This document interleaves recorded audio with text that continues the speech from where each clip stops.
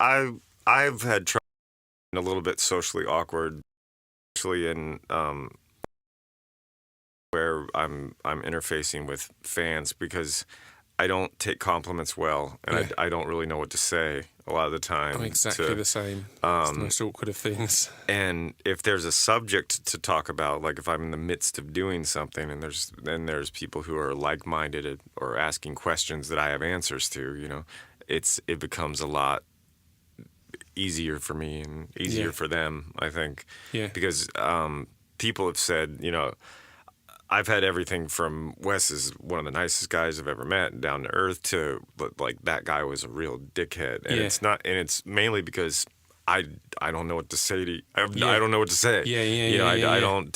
I'm not good at this sometimes, you know. And how that can be perceived by an individual person who's been waiting for ages for that moment, and then you've not had the perfect response that they were hoping you'd have.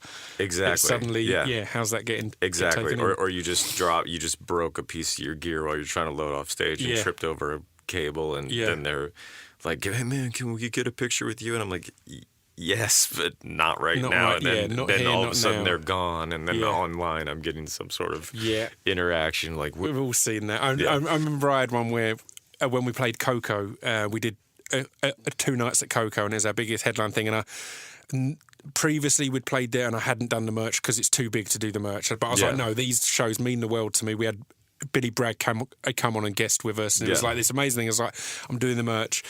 And Dan normally goes out the front, so we're kind of separated in where the fans can hit us up, so it's not just a bottleneck. Yeah.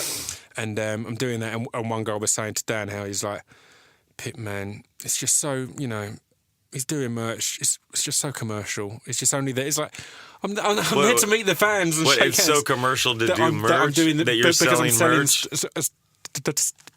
Stuff as well, and it's like, well, it is a really weird thing. Does it get more punk rock than selling your own merch? Exactly. That's the start of everything. I'm not but that's the sure thing I also does. feel is, I'm not going to lie, if I do the merch, I make more money from merch than if I don't. But it's really a win-win for everyone, because I really enjoy meeting all the fans, and I've been to shows. I remember the first time I saw Sage Francis and saw he was selling the merch.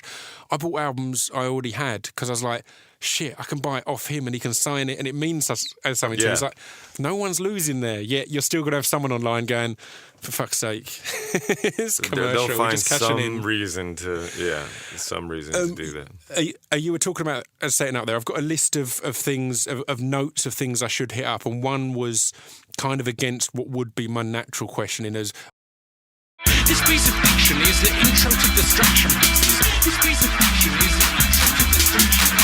This piece of fiction is the intro to distraction pieces.